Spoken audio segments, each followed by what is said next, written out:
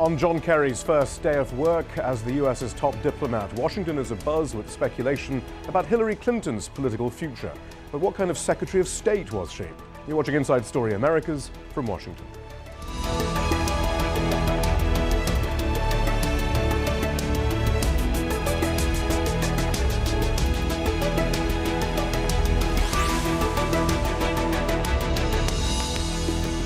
Hello, I'm Shihab Ritansi. 4 years ago, President Obama surprised many in Washington when he appointed Hillary Clinton, his main rival for the Democratic presidential nomination, as Secretary of State. She proved to be a high-profile holder of the top U.S. diplomatic job. And now her supporters are already suggesting the 2016 Democratic presidential nomination is hers for the taking if she wants it. But how successful a Secretary of State was she? The last 4 years have certainly seen significant developments throughout the world. In the Middle East, what was called the Arab Spring saw new regimes installed in Egypt and Libya. Syria remains ravaged by conflict. The US has largely withdrawn from Iraq, and the majority of troops are scheduled to leave Afghanistan by 2014. But many observers suggest US foreign policy has been strongly driven by the president, with Clinton playing a largely ambassadorial role. The escalation of the country's covert drone war, for example, seems to have been driven mainly from the White House. Similarly, the reorientation of US forces towards Asia and away from Europe in an effort to counter China seems to have been an initiative of the president and those close to him. Clinton's successor, the 2004 presidential candidate John Kerry, began work today, and many hope he makes progress where Clinton did not, particularly with the Israeli-Palestinian conflict. Relations with Iran also continue to preoccupy many in Washington as sanctions partly negotiated by Clinton take their toll. Before leaving office, Clinton gave a speech at the Council on Foreign Relations where she outlined how she felt the foreign policy arena has changed over the last 4 years. We have to be smart about how we use our power, not because we have less of it. Indeed, the might of our military, the size of our economy, the influence of our diplomacy, and the creative energy of our people remain unrivaled. No, it's because as the world has changed, so too have the levers of power that can most effectively shape international affairs. I'm joined by Alida Black, the co-founder of the Ready for Hillary Super PAC, which is already raising money for a potential Hillary Clinton presidential run in 2016. Hilary Mann Leverett served as a foreign policy official in both the Clinton and Bush administrations and is the author of, and co-author actually, of Going to Tehran. Phyllis Bennis is a fellow at the Institute for Policy Studies.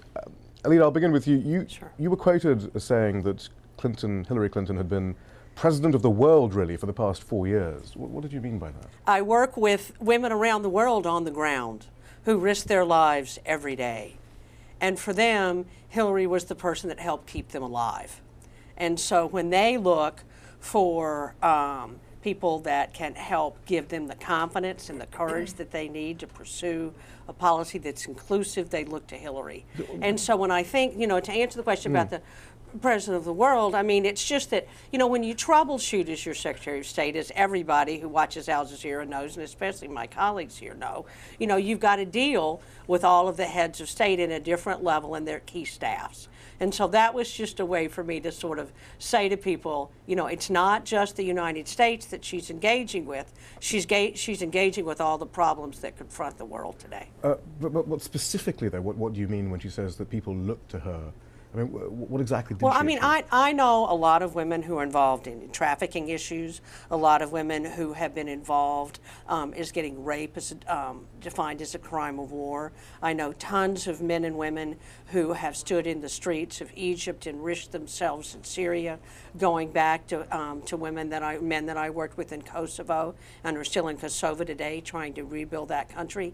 They look to Hillary as someone who hears their concerns, as someone who knows how to convey their concerns and mediate their voices in conversation. And so I think that one of the most underestimated contributions that she's made as Secretary of State is the enormous support and courage and sustained relationships that she's developed with people on the ground who are engaging in trying to make the world a more democratic place. Hilary Mann Leverett, we were going to look at specific examples of foreign policy challenges over the last 4 years in a moment. But then on that wider issue, then, that as a leader particularly focused on on women's issues and welfare. Yeah. Does that stack up to you? I don't think it stacks up to a sober reading of the record, unfortunately. And as a woman, I would like to be able to support what she's done. But I don't see really any achievement around the world that she's done broadly for U.S. foreign policy and even for women and girls, which is really unfortunate, and I'm sorry to say it. But when I look at each of the regions of the world, she's brought us into a much more antagonistic relationship with Russia, with China, with countries and populations, and not just governments, but countries and populations across the Middle East, where she has supported military interventions that have endangered women in Libya. She has fanned the conflict in Syria that has endangered women. She has supported crippling sanctions on Iran, just like the prior Clinton administration did under President Bill Clinton, sanctions on Iraq that killed 1 million people, half of them children. She supported that. These interventionist, military interventionist policies have endangered women in country after country, region after region. And unfortunately, I think that we're prone to give her a bye because she says nice things about women and girls. But when you do a sober reading of the record, it really, not only women and girls broadly, but Americans deserve a much more sober, objective reading of the record. A lot of the emphasis in in the various articles assessing Hillary Clinton, Phyllis, focus on how much she traveled, almost 1 million miles, 112 countries. Another theme has been that she rebuilt the US image, re-energized working relations with allies. Do you feel that that at least stacks up? You know, frequent flyer miles are not the sign of a good Secretary of State necessarily. I think that Secretaries of State have to be judged on the basis of the policies that they implemented. The reality is that the majority of key policies in this last administration, in the Obama administration, were, number one, controlled tightly out of the White House. So crucial relationships with Afghanistan, with Pakistan, with Israel-Palestine, these were absolutely outside the purview of the State Department. When it comes to the so-called tilt towards Asia, that was outside the purview of the State Department. These were military policies, in fact. And one of the big issues I think that's very problematic that Hillary Clinton did not challenge was the militarization of U.S. foreign policy, the militarization of diplomacy.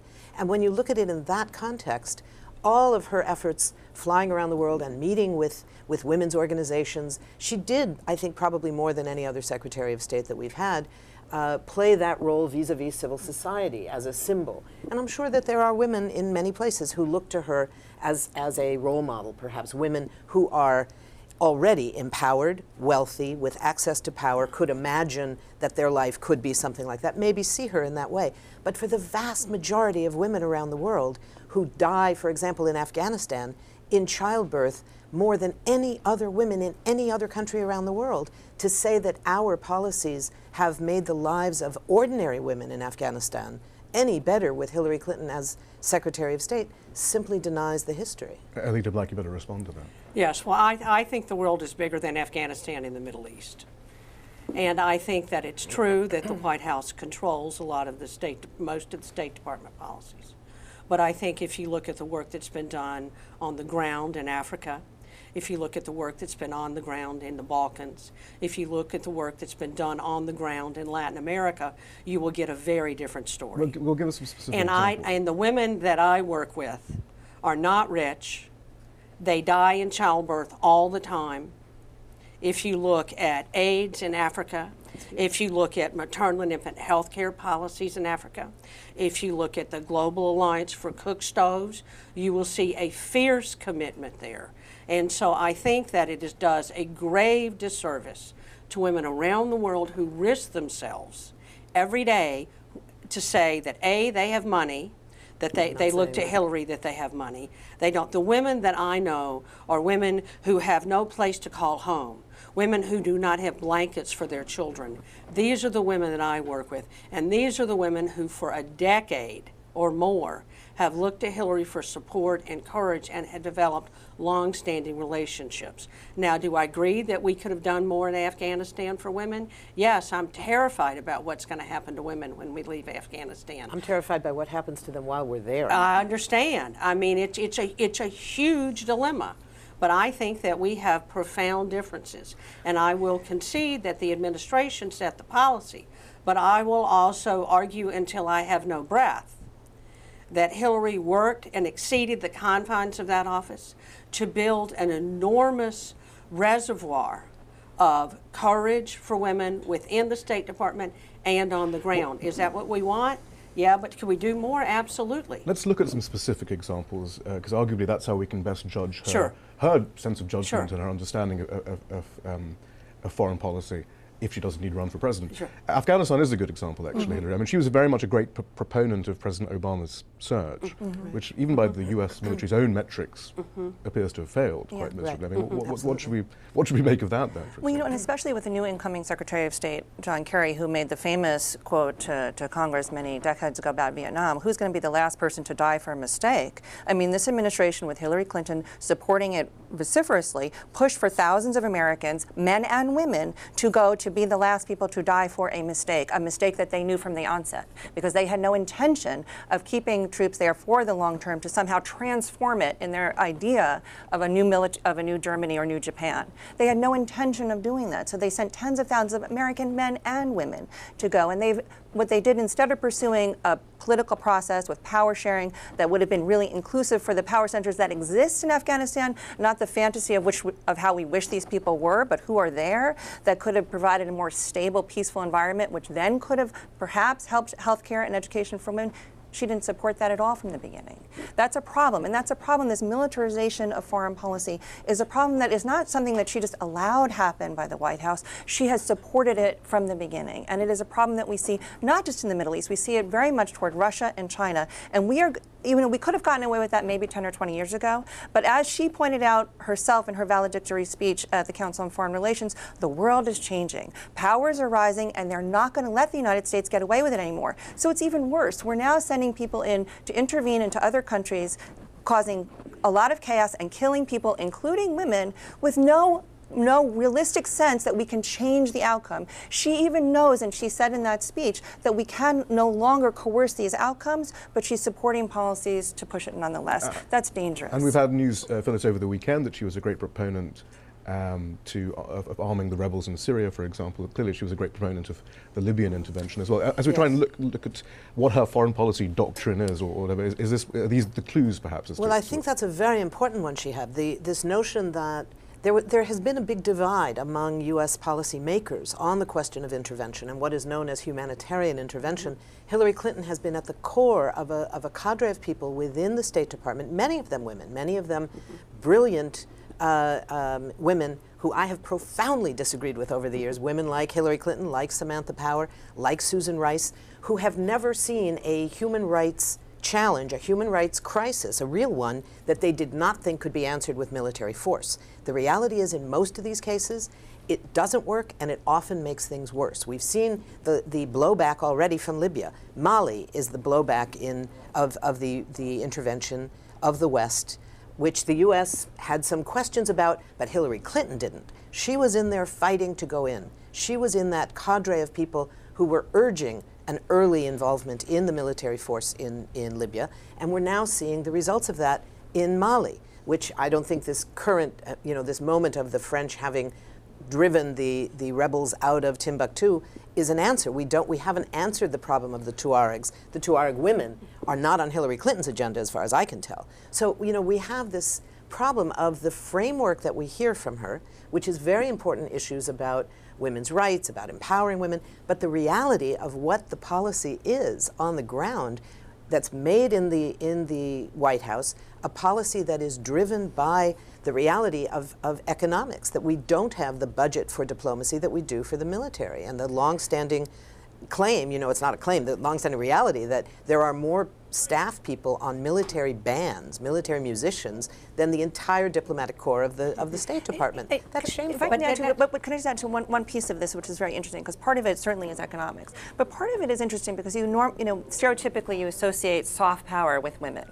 But what's fascinating is that when the United States really needs soft power to compete in a multipolar universe with Russia and China and other rising powers from Brazil to the Islamic Republic of Iran, we have no narrative.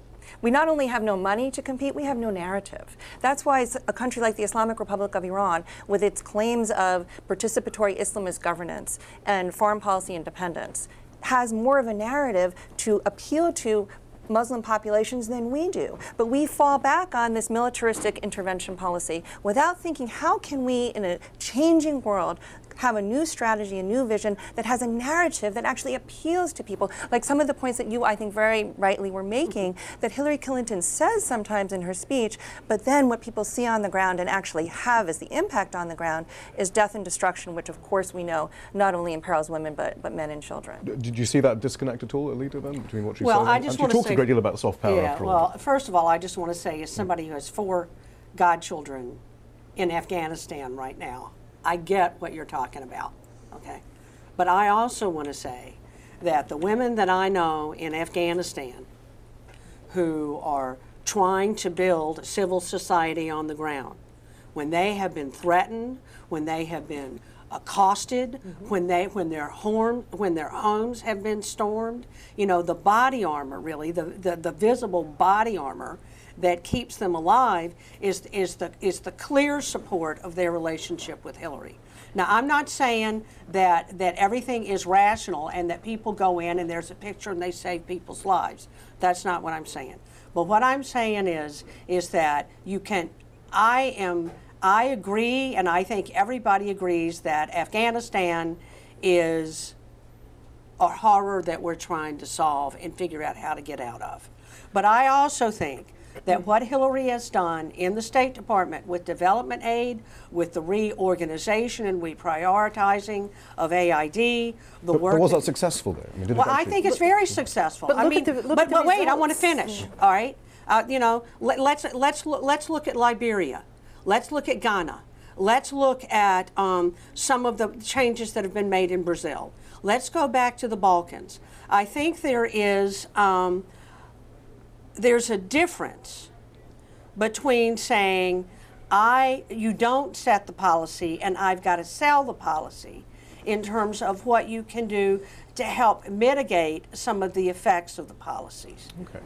Well, let's return then to some other specific examples. I mean, Russia, Hillary, you mentioned as well. That was very early on, clearly a goal to reset relations. Yeah. So if we're looking at actual specific examples of policy, how did Yes. that go? Well, that's another, I think you have to characterize it honestly, and I say this unfortunately, as a failure. This was something that was really put out as this celebrated reset. But the Russians now look at it as not just having been insincere, but duplicitous. That the United States went back on what they thought were agreements in terms of radar systems in Europe. We appointed an ambassador in Moscow that could not possibly have a relationship, a constructive relationship with this Russian government. We twisted what the Russians allowed happen in the Security Council for what they thought was a humanitarian intervention in Libya to become a regime change campaign that killed the leadership and has brought death and destruction throughout Libya and North Africa.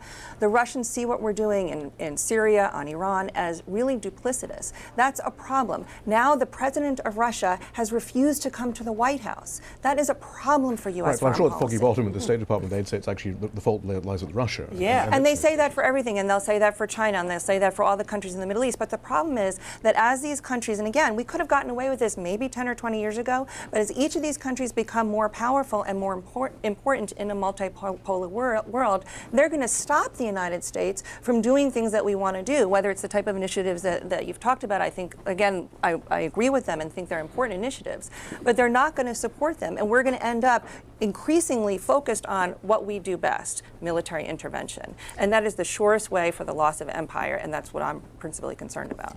You know, I think that it's absolutely true that in a situation where power is diminishing for the United States, we are no longer the sole superpower. We have not been for a long time. The New York Times, of course, wrote famously after the massive protests of February 15th, 2003, that there are now two superpowers again, one the United States, the other global public opinion. But it's also true that there are rising powers around the world that are challenging us. The one arena where we are not challenged is military. So on one level, it's not surprising that a declining power will use the one arena of strength, which no one can challenge, which is our military capacity. The drone war, which is rapidly becoming President Obama's legacy, is part of that. But what we're not doing is of such great concern. What Hillary Clinton could have done as a Secretary of State who was not given the right to determine policy in critical places like Afghanistan or Pakistan or Israel-Palestine. For example, the International Criminal Court, which the Bush administration famously unsigned, something unheard of in history. It had been signed but not ratified. John Bolton said the proudest moment of his tenure at the United Nations was when he got to unsign the treaty.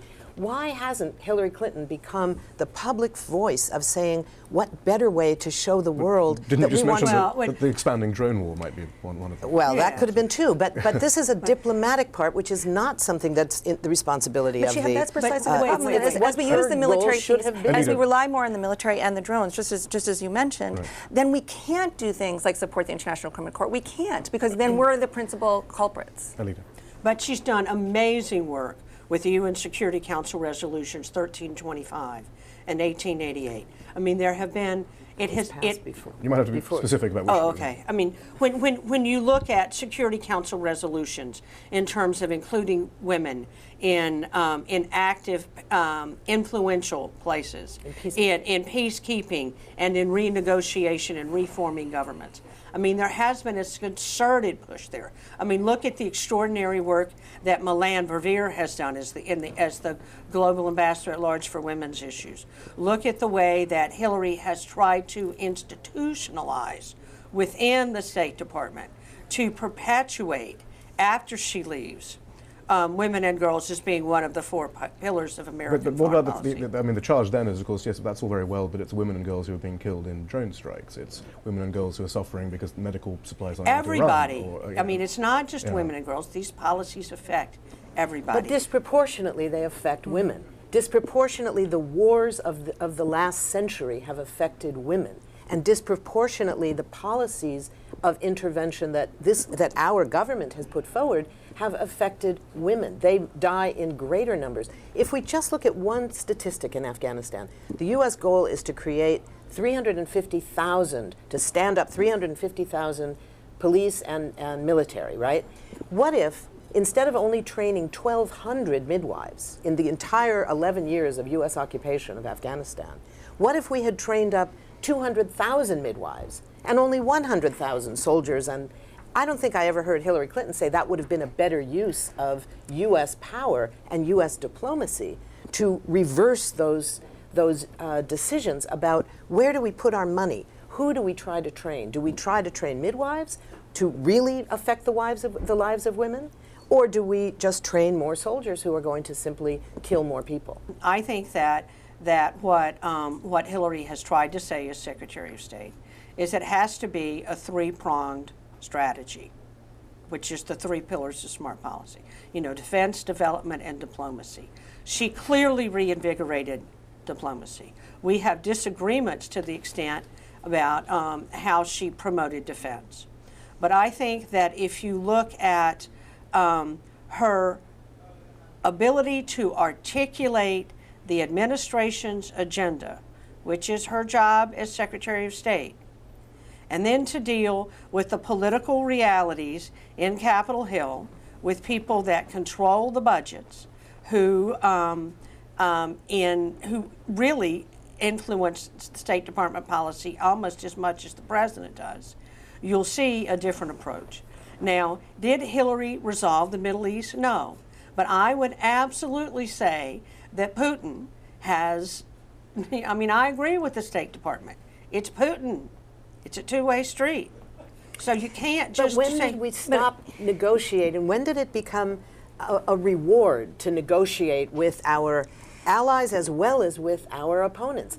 The idea of negotiation is to avert war, not to use it as a tool of war, which is what it has largely become. And the critical problem is that she never reconciled and continued to push forward this idea that so-called defense, which really under Clinton and Obama has been intervention, and not just them, their predecessors as well, never reconciled among her three prongs intervention with supposed development. They fundamentally undercut each other, and it's not just Russia, it's also China. Today, China sees itself encircled by the United States that it has seen as a ferocious imperial power, yet again trying to come to dominate Asia just when it needs to have independence its most. We're going to have to leave it there. Although actually, interestingly, Michael O'Hanlon of the Brookings Institute cited that actually as an achievement of Hillary Clinton, the hard line against China. So maybe that's not seen necessarily as a bad thing. That's what's so unfortunate. Hillary Mantel Everett, thank you very much. Phyllis Bennis, thank you. Alita Black, thank you as well. Thank you. Thank you.